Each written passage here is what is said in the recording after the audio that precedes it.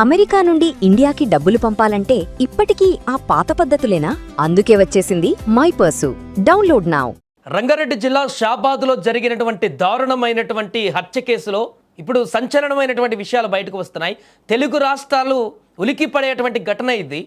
ఒక వ్యక్తి POCSO case పైన అరెస్ట్ అయ్యి బెయిల్ మీద బయటకు వచ్చిన తర్వాత తన పైన కేసు పెట్టారనేటువంటి ఆ యొక్క దుర్బుద్ధితో కేసు పెట్టారనేటువంటి ఆ పగ ప్రతీకారంతో కట్టుకున్న భార్య పిల్లలతో పాటు కేసు పెట్టినటువంటి ఆ మహిళా తల్లిని అదేవిధంగా నానమ్మని దారుణంగా ఒకే రోజు 6గురిని రాత్రికి రాత్రే చంపేసినటువంటి ఘటన ఇప్పుడు అందరినీ తీవ్ర దిగ్భ్రాంతికి గురి చేస్తుంది.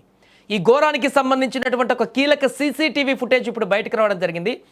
చాలా దారుణమైనటువంటి అంశం ఏంటంటే ఈ యొక్క హత్యాకాండకు ముందు ఆ యొక్క ఎవరైతే పోక్సో కేసు ఇతని మీద పడిందో ఏ బాలిక చేత ఒక బాలికను హింసిస్తూ ఆమెని చాలా రకాల ఇబ్బందులు పెడుతున్నాడనేటువంటి కారణం చేత అతని పైన పోక్సో కేసు అయితే ఏదైతే ఒక బాలిక గురించి అయిందో ఆ బాలికని ఈ దుర్మార్గుడు తనని జుట్టు పట్టుకొని లాక్కుంటూ వెళుతూ దారుణాతి దారుణంగా ఆమెను హింసించి చంపేసినటువంటి ఘటనకు ముందు సీసీ ఫుటేజ్లో ఆ మహిళను ఆ బాలికను తీసుకువెళ్తున్నటువంటి దృశ్యాలు ఇప్పుడు కెమెరాకి చిక్కాయి. ఇక్కడ మనం చూస్తున్న సీసీ ఫుటేజ్లో ఇంట్లోకి చొరబడ్డటువంటి దుర్మార్గుడు ఇంట్లో ఉన్నటువంటి ఆ బాలికను జుట్టు పట్టుకొని లాక్కు వెళుతున్నటువంటి దారుణమైనటువంటి సన్నివేశాలు ఇవి.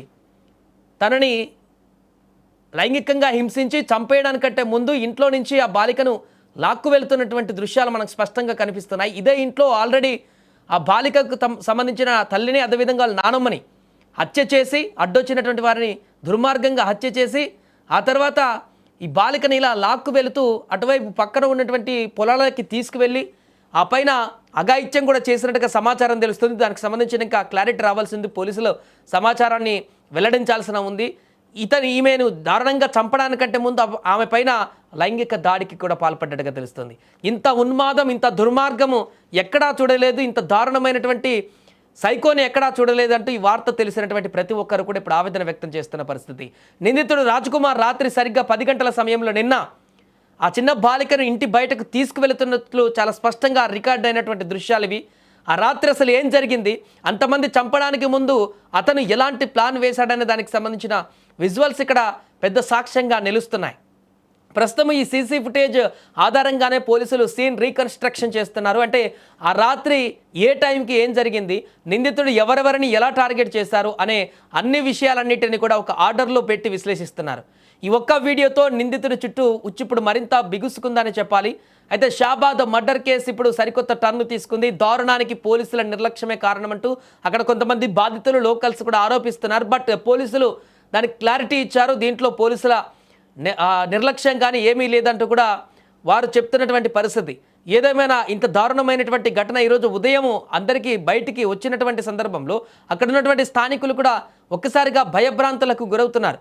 సాధారణంగా చాలా ప్రాంతాల్లో మనం ఇలాంటి చేదు వార్తలు వింటుంటాం, ఇలాంటి మర్డర్ కేసులు రోజు వింటుంటాం. కానీ ఇక్కడ జరిగినటువంటి సన్నివేశము, ఇక్కడ జరిగినటువంటి మర్డర్ అనేది అతనిలో ఉన్నటువంటి ఉన్మాదిని మనుషులు, ఇలాంటి మనుషులు కూడా మన మధ్య తిరుగుతున్నారా, ఇలాంటి సైకోలు కూడా ఇంకా బతికే ఉన్నారా అనేటువంటి ఒక సందేహాన్ని కలిగించేటువంటి విధంగా మనకిప్పుడు ఈ యొక్క ఘటన కనిపిస్తుంది. ఎందుకంటే ఆ వ్యక్తి పోక్సో కేసు పెట్టారనేటువంటి కోపంతో, పగతో, ఆ యొక్క గ్లజ్తో ఒక రాక్షసుడిగా మారి, ఒక సైకోగా మారి, దానికి ప్రత్యక్షంగా తన భార్య కూడా కారణమైందని చెప్పేసి బెయిల్ పైన వచ్చిన ఈ దుర్మార్గుడు మొదట తన ఇంట్లో ఉన్నటువంటి తన భార్యను, చిన్న పిల్లలను అతి దారుణంగా చంపేసి అక్కడి నుంచి కత్తిపట్టుకొని నేరుగా ఎక్కడైతే ఈ పోక్సో కేసు పెట్టారో ఆ బాలిక కుటుంబం ఇంటికి వెళ్ళి ఆ బాలికను లాక్కు వెళ్తూ అడ్డు వచ్చిన ఆ బాలిక తల్లిని, వాళ్ళ నానమ్మని అక్కడికక్కడే వాళ్ళని చంపేసి కత్తితో దారుణంగా హింస పెట్టేసి ఆ తర్వాత ఈ బాలికని ఆ ఇంటి నుంచి దూరంగా ఒక ప్రాంతానికి, పొలాలకు, ఆ దూర ప్రాంతాలను, నిర్మానుష్య ప్రాంతాలకి తీసుకువెళ్ళి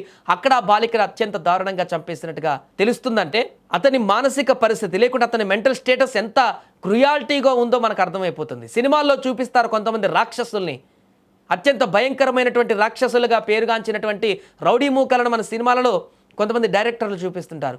అంతకు మించినటువంటి ఉన్మాదిగా ఉన్నాడు ఈ వ్యక్తి, అంతకు మించిన రాక్షసులా కనిపిస్తున్నాడు ఈ దుర్మార్గుడు. అతను చేసినటువంటి అకృత్యాలు, అతను చేసినటువంటి ఈ యొక్క హత్యాకాండలు అతను మనిషిగా పుట్టడానికే అనర్హుడు అనేటువంటి విధంగా కనిపిస్తున్న ఈ ఘటనలన్నీ కూడా అందుకే ఇప్పుడు ప్రతి ఒక్కరు అక్కడ డిమాండ్ చేస్తున్నారు, రోడ్ల మీదకి వస్తున్నారు. ఆ దుర్మార్గుణ్ణి బహిరంగంగా శిక్షించాలి.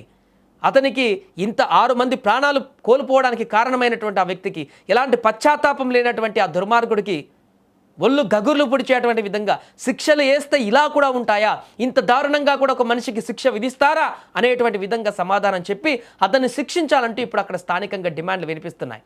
ఏదేమైనా ఈ దారుణ ఘటనకు సంబంధించినటువంటి వివరాలు ఒక్కొక్కటిగా బయటకు వస్తున్నాయి. తాజాగా సీసీ ఫుటేజ్కు సంబంధించిన విజువల్స్ వైరల్గా మారాయి. అక్కడ జరిగినటువంటి సన్నివేశాలను ఇప్పుడు పోలీసులు ఒక్కొక్కటిగా క్యాలిక్యులేట్ చేస్తున్నారు, ఒక్కొక్కటిగా సేకరిస్తున్నారు, సీన్ రీకన్స్ట్రక్షన్ చేస్తున్నారు. అతన్ని నిందితుని పట్టుకొని తగిన శిక్షలు విధించేందుకు కూడా అన్ని రకాల ప్రయత్నాలు కూడా కొనసాగుతున్నాయి.